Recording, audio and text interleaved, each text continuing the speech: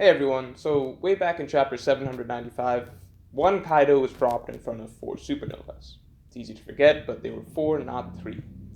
So what happened?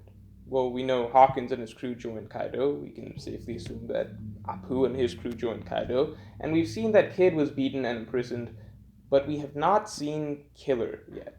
In fact, we haven't seen any members of the Kid Pirates so far. Did Kaido kill them? Now, I know that may be an extreme assumption to make, especially for a series like One Piece, where Oda does not like killing his characters. And yes, maybe Killer and the rest of the crew are just, locked up in a different cell. I have my doubts myself that Oda would just kill off a supernova like that, but I definitely think it's a possibility. First of all, we obviously don't know what happened in the Kaido Kid Alliance confrontation, but we can take some guesses based on what we know of Kaido's character. This is a very brutal man, a very violent man, and most importantly, the first time we hear about him is from Moria, who implies that Kaido killed his crew. So that is something that Kaido does, and in fact, that's the first information Oda gives us about this character. We also see that he likes breaking people's spirits. So, if he hypothetically wanted to break the spirit of a rookie that foolishly tried to fight him, maybe massacring his crew would be a good way to start. Again, it sounds like that's how he broke Moria's spirit, back in the day. We also know that whatever Kaido did in his confrontation with the Alliance was terrifying enough that it made Hawkins and Apu cave and basically submit to be his subordinates. Now, you might be thinking that, well, of course they cave. Kaido's super strong.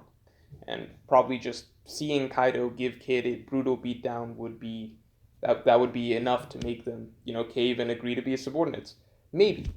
But it's not like Hawkins and Apu are cowards, because you have to keep in mind that these guys tried to fight against an admiral all the way back at Sabaody. Apu was taking shots at Kizaru. Hawkins was unfazed by Kizaru. And remember, relatively speaking, the relative gap in strength between the pre-time skip supernovas and Kizaru is probably even greater than the gap in strength, with Kaido that they faced in chapter 795. Although obviously that gap is still big. So Kaido did something that made Hawkins and Apu cave. Maybe it was just seeing, Kaido beat up Kid. Or maybe it was the threat of seeing their own crews killed off after seeing Kaido do that to the Kid Pirates. Here's where at least I think it starts getting a little interesting. So every single supernova is based off a real-life pirate or privateer. Like you can look up their SBS trivia, Kid, Trafalgar, Capone Drake, like all of these names were chosen carefully. Killer means nothing. In fact, Oda has outright stated that he came up with the name Killer out of sheer laziness. So, right off the bat, Oda was putting less thought into Killer than the other supernovas. Now, going a step further, the supernovas all have some really fucking interesting devil fruit abilities. The very first ancient zone, a voodoo fruit, a karma fruit, age manipulation, everybody except Killer. The only supernova Oda did not put the time into thinking of a fruit for. Maybe because he's the only one he didn't want to, waste an interesting ability on. Even just in terms of design, Oda didn't even give Killer a face. Maybe it was easier to just give him a mask and be done with it. Like, no matter how you look at it, it seems like Oda put less thought into creating Killer than he did the rest of the supernovas. Well, Killer's the only one who's not a captain, so he's not a main rival of Luffy, so that's why he's less important. That makes sense. Except that Oda has also stated that Kid was the only supernova he was certain would play a huge role in the story, and he even imagined that some of the other supernovas would drop out by this point in the New World. If that's the case, if Kid was one of the few constants of Oda's plan, then by extension, wouldn't that mean that Oda would put more creative thought into Kid's first mate than the other supernovas who would potentially, wouldn't last? Just looking at everything, I get the sense that Oda may have spent less creative effort on Killer, as he never planned on having him survive in the long run. Those are all kind of soft pieces of evidence of why Killer might be dead. But I think the more important question is really, why would Oda do this? And really, this theory is just a small part of a larger theory of something that I think Luffy needs to experience in the story, and most likely in this arc. So right now, I want to take 10 steps back, just talk about a scene that I believe the Wano arc is headed towards, and then explain how Killer's death could factor into that.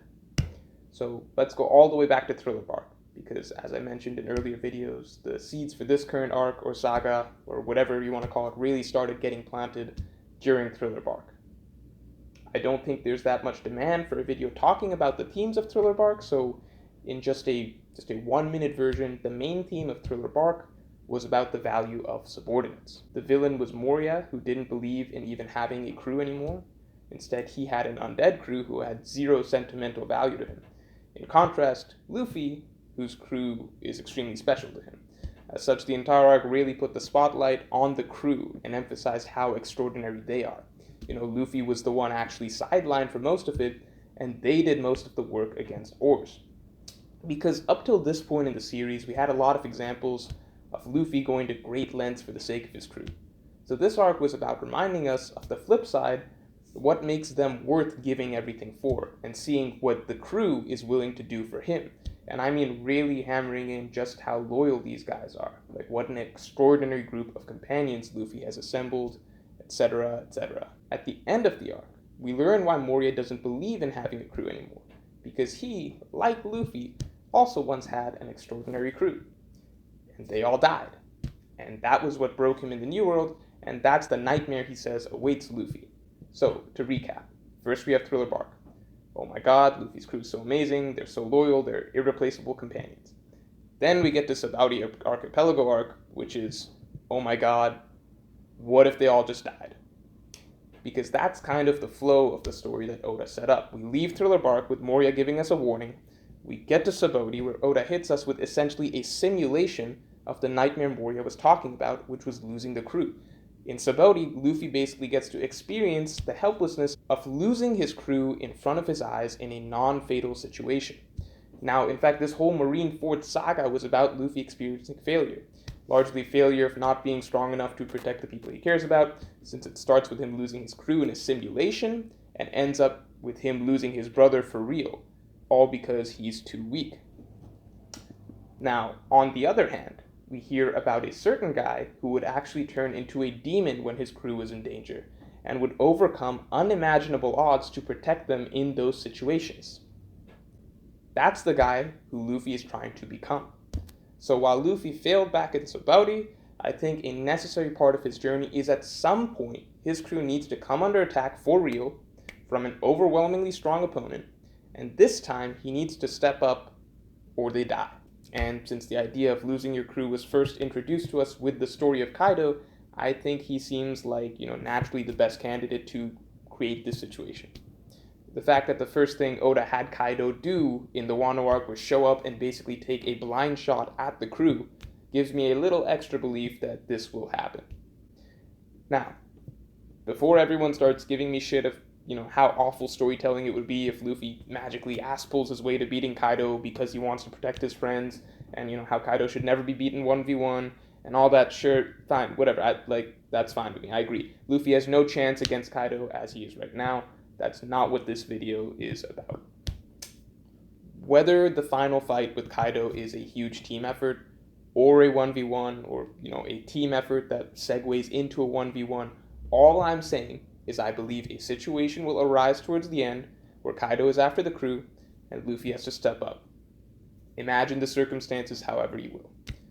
Now, how does this tangent go back to Killer? So Kid was the one supernova Oda knew would be important all along when he invented him in Sabaody. He has said as much.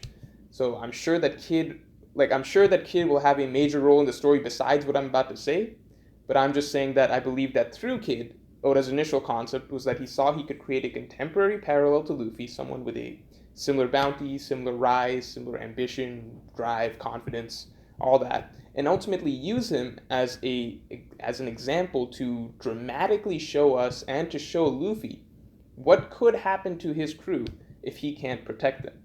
If during the Wano arc we get a flashback of Kid and actually see him experience his crew being killed by Kaido, I think that would be great dramatic build-up for a situation at the end of the arc where suddenly Luffy is put into that position as well.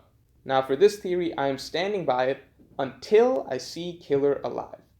What I mean is that, for example, if Oda is saving a reveal that Killer died for a dramatic flashback later down the arc, like right now we could have Kid offhandedly tell Luffy that, oh, my crew's waiting for me somewhere, or some shit like, oh, it's none of your business, Luffy, where my crew is. Like, basically, Kid could be hiding the fact that they died. So I need to see Killer alive, or I'm not buying it. And that's when I'll say that this theory is disproven. Now, if next chapter we do see that Killer is perfectly fine in like a cell next door, then that's cool. I still believe in everything else I said, that Luffy will at some point have to defend his crew against Kaido and live up to Roger's standard. I made this theory because I thought that Killer's death would personally add some dramatic build-up towards that scenario. So I don't think it's something that has to happen. I just thought that, okay, maybe this would be something interesting that could happen leading up to this future scene. Lastly, the big critique that people might have of this theory is that, well, how the hell is Kid supposed to be a rival to Luffy if his crew is dead? I don't think Oda ever planned those guys to be Kid's final crew. I think that was a placeholder crew. I'm going to hold off on my theory for who Kid's actual crew may be until we get some indication of whether or not, like, at least this theory is correct. But I do have a theory following up on this one, basically, of who the actual crew is. But anyway, that's all for this theory. If you enjoyed this video, then as always, please like, share, and subscribe.